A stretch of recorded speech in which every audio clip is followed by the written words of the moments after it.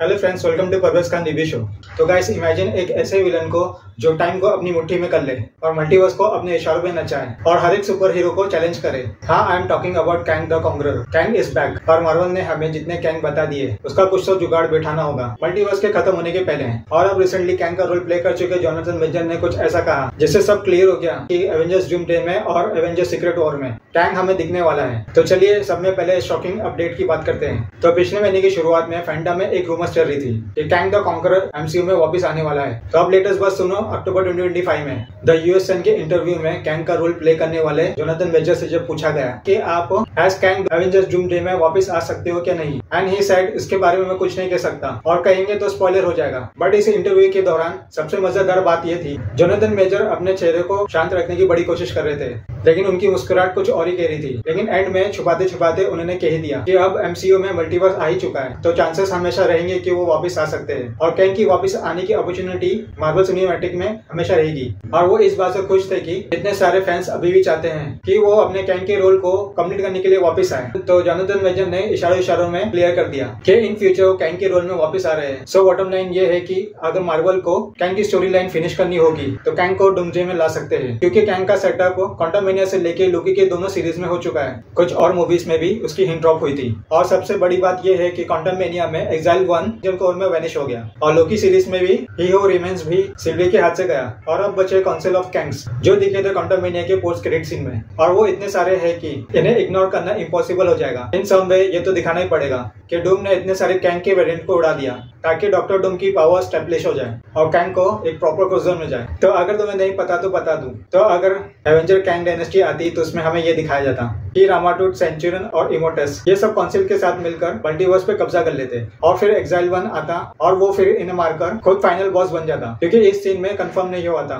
कि exile 1 engine core में फंसकर मर ही गया है। कैंग डायनेस्टी की जो लीड स्क्रिप्ट थी उसके हिसाब से एक्साइल 1 इंजन कोर में फंसने के बाद एक अलग ही डायमेंशन में पहुंच जाता है। वहाँ फिर वो अपने थाउजेंड्स ऑफ क्लोन बनाता है और फिर उस डायमेंशन से सीधा निकल के आता है अर्थ 616 पर, जहाँ काउंसिल ऑफ कैंग्स सेंची की रिंग और मिस मार्वल के बैंड के पावर को यूज करना चाहता है ताकि वो मल्टीवर्स को अपने मर्जी के हिसाब से रीशेप कर सके। लेकिन सेंची की रिंग काउंसिल ऑफ कैंग के जगह एक्साइल 1 के पास उड़ के चली जाती है। इनफैक्ट सेंची की पोस्ट क्रेडिट सीन में रिंग जिस अननोन एंटिटी को सिग्नल भेज रही थी क्वांटममेनिया वाला एक्साइल 1 ही था। रिंग और बैंड की पावर को कंबाइन करके मल्टीवर्स को रीशेप कर देता है। लेकिन अब डूम की एंट्री हो चुकी है, लेकिन अब स्टोरीज में बहुत सारे चेंजेस किए जाएंगे। तो ये हो सकता है कि सेंची की रिंग अब डूम को सिग्नल भेज रहे होंगे और अब सिर्फ काउंसिल ऑफ कैंग बचे हैं, तो उन्हें डूम ही निपटा देगा और कैंग की कहानी भी खत्म। तो अगर कैंग का रिटर्न होता भी है तो आएगा भी तो सिर्फ जाने के लिए। तो मुझे लगता है कि कैंग रिटर्न होगा, डेफिनेटली होगा, लेकिन ज्यादा देर तक टिकेगा नहीं। और दूसरी तरफ अगर मार्वल कैंग को पूरे जस्टिफाई तरीके से वापस लाना चाहता है तो ये कैसे होगा, चलिए इसे समझते हैं। बात सिर्फ मल्टीवर्स सागा के अंत तक ही नहीं है। सीक्रेट वॉर के बाद फेज 7 लोकी सीजन 2 की एंडिंग में हमने देखा था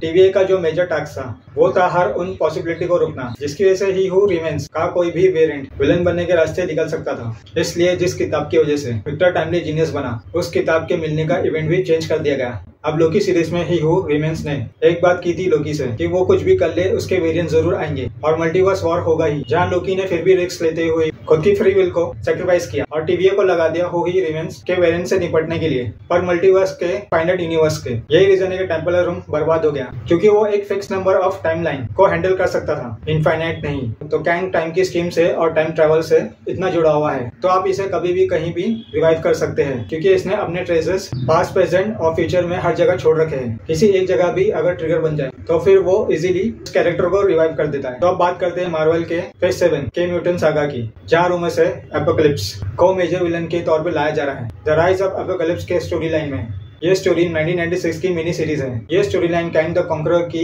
ग्लोरी को रिस्टोर कर सकती है, स्पेशली अगर जोनाथन मेजर वापस आ सकते हैं। तो एपोकलिप्स की स्टोरी में कैंग के वेरिएंट रामाटूट का बहुत इंपॉर्टेंट रोल था। स्टोरी में हमें ये पता चलता है कि कैंग फ्यूचर से पास्ट में आया था, सिर्फ दुनिया पे रूल करने के लिए नहीं, बल्कि उसे पता चल चुका था कि पास्ट में एक पावरफुल म्यूटेंट अल सवानूर पैदा होगा जो आगे जाके अर्थ का रूलर बनेगा। कैंग इतने पावरफुल म्यूटेंट को अपने पास रखना चाहता था, इसके लिए वो टाइम ट्रेवल करके एशियंट इजिप्ट पहुंच जाता है। कैंग इजिप्ट में आकर खुद को रामाटूट नाम देता है और इजिप्ट का फेरो बन जाता है। और उसकी मशीन और एपोकलिप्स के रिकॉर्ड आके सेंट स्ट्रॉमर नाम के डाकू कबीले को मिल जाते हैं। तभी उस कबीले का लीडर बाल डिसाइड करता है कि वो रामाटूट के पहले एपोकलिप्स को ढूंढ लेगा। बाल का ट्राइब एक कबीले पे अटैक करता है। वहाँ से बाल को एक ग्रे कलर का बेबी मिलता है जिसके ट्राइब ने उसे अबेंडन कर दिया था, और बाल उस बेबी को अपना बेटा बना लेता है और उसे नाम देता है अनसबानूर। और बाल को तो हमेशा से पता था कि अनसबानूर किसी तरह का बीइंग है और वो उसे सर्वाइवर ऑफ द फिटेस्ट की फिलोसफी पे चलना सिखाता है। और जब अनसबानूर और बाल रामाटूट को टेक डाउन करने जाते हैं तभी अनसबानूर और बाल अंडरग्राउंड ट्रैप हो जाते हैं और वहीं बाल की डेथ हो जाती है। और इस बात से अनसबानूर भड़क जाता है, इसकी वजह से उसकी म्यूटेंट पावर एक्टिवेट हो जाती है